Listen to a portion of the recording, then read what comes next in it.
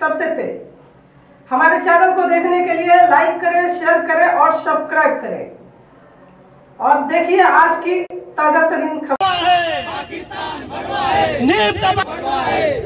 आज यहाँ पे किस लिए इकट्ठा हुए हैं, आप लोगों का क्या उद्देश्य है, किस लिए यहाँ पे इकट्ठा हुए हैं? भूमिपुत्र संघर्ष समिती भिवंडी ग्रामीण आणि अखिल भारतीय बैलगाडा संघटना जे आमचं शेतकऱ्यांचं वैभव आहे भिवंडी आणि समस्त नागरिक हिंदू बांधव येथे उपस्थित झाले। पहलगाम येथे काही दिवसापूर्वी 28 हिंदू बांधवांची निर्गुण हत्या करण्यात आली। त्यांना श्रद्धांजली वाहण्यासाठी भूमिपुत्र संघर्ष समिती आणि समस्त भूमिपुत्र येथे आज उपस्थित झाले। कारण हा रोष प्रत्येकाच्या मनात आहे आणि तो सरकारपर्यंत कसा पोहोचवावा त्यासाठी आजच्या या श्रद्धांजली सभेचं आयोजन केलं होतं। आणि आमची एकच सरकारला विनंती आहे की पाकिस्तानी दहशतवादी आणि या देशातील बांगलादेशी घुसखोर यांचा बंदोबस्त सरकारने करावा आणि या देशात शांतता नांदावी हीच आमची समस्त भूमिपुत्रांची मागणी आहे। अभी सरकार ने बहुत सारा कार्रवाई किया है, जैसे कि आपने देखा है पानी बंद किया है और भी बहुत सारी कार्रवाई उनके ऊपर हुआ है। और भारत में भी देखा जाए तो गुजरात में सैकड़ों बांग्लादेशी और पाकिस्तानी पकड़े गए हैं। इस पे आपको क्या लगता है, इतने कार्रवाई से आप लोग संतुष्ट नहीं है? ये कार्रवाई तो एक तरह झलक आहे, फक्त नुसती सुरुवात आहे। तुम्ही आता गुजरात आणि इतर ठिकाणच्या बांगलादेशी लोकांचं सांगितलं, पण मी आमच्या भिवंडीबद्दल बोलतो। आमच्या भिवंडीत हजारो बांगलादेशी आहेत, हजारो।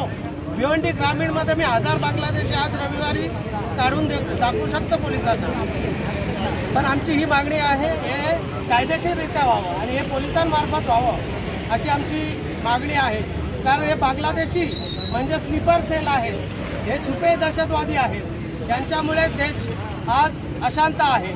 आणि महाराष्ट्र सरकार, देवेंद्रजींचं महाराष्ट्र सरकार आणि पोलीस प्रशासन यांना हात जोडून विनंती आहे, हे जे स्लीपर सेल आहे, हे जे बांग्लादेशी आहेत, यांना जर तुम्ही शोधून काढलं, यांना जर तुम्ही आकलून लावलं तर राज्यात आणि देशात नक्कीच शांतता प्रस्थापित होईल। सर, मारे गए जो नागरिक हैं उनमें देखा जाए तो सब जो औरतें हैं वो विधवा हुई हैं, तो उनके जीवन खर्चा के लिए सरकार से आप कुछ मांग करेंगे?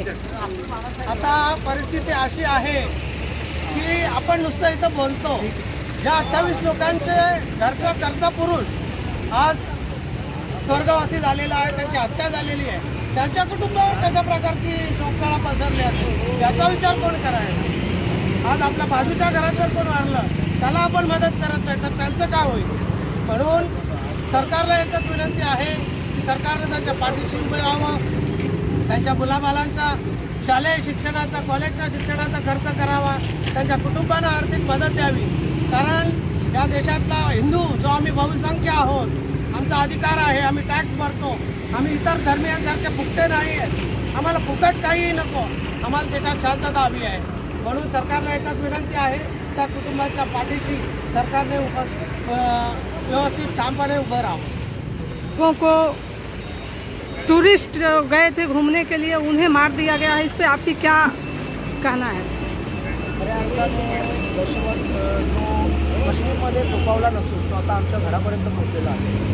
आणि आमचा प्रशासनाकडे एकच मागणी आहे की तिथली मिलिटन्सी, आतंकवाद, दहशतवाद हा कायमचा संपून टाकावा, असं आमच्या भूमिपुत्रांच्या वतीने आम्ही प्रशासनाकडे मागणी करतो। पाकिस्तान मुर्दाबाद, पाकिस्तान मुर्दाबाद, पाकिस्तान भड़वा है।